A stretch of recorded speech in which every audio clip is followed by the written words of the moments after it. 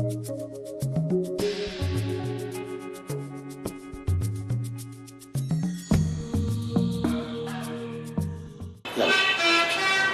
الله الرحمن الرحيم. الاسم ولاء حسين سلامة، مدرسة ناهية الثانوية بنات، الصف الثالث الثانوي.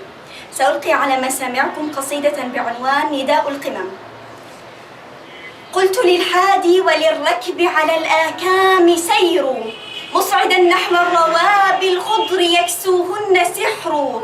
ليس لي غير الذرى الشماء يا حادي مقر، وأنا النسر مهاويه على القمة صخر. فاسم حتى نبلغ النجم ففيه المستقر. قد سئمنا الليل يا حادي وأبغضنا الظلام، وكرهنا العمر نفنيه على السفح نياما. نقطع الأعوام في أوهامنا عاما فعاما، ونرى الآمال تنهار حوالينا حطاما. إن بي للقمة الشماء شوقا وهياما، فوقها أنفض أحزاني ويأسي والسآما، وأحيل العمر أفراحا وبشرا وابتساما. أنت يا من ضيع الفجر على السفح رقودا، خفت المصباح في كفيك واهتز خمودا. اسكب الزيت على الشعلة نارا ووقودا، وتخلص من دياجيك وحطمها قيودا. وامض خلف النور للقمة في الدرب صعودا، وابتدئ في غمرة الصبح بها عمرا جديدا. عالم القمة يدعوك فقم لبي الدعاء، لا تضيع عمرك النضر على السفح فناء. اترك السفح وودع قبل مسراك المساء.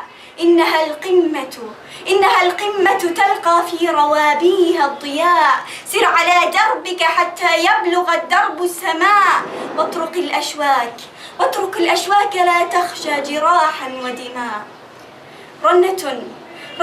رنة دوت بأذني أناشيدا عذابا، ملأت أصداؤها حوالي بطاحا وشعابا، وأفاضت ملء جنبي حياة وشبابا، وأزاحت عن سنا نفسي غيوما وضبابا.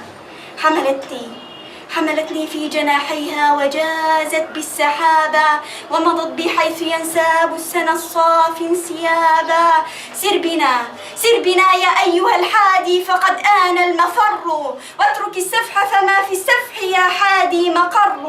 واقصد القمة يا حادي ففيها المستقر، إنه وكري سيلقانا به نور وعطر، وشباب كل ما فيه أغاريد وشعر، وحياة سوف نقضيها وبعد العمر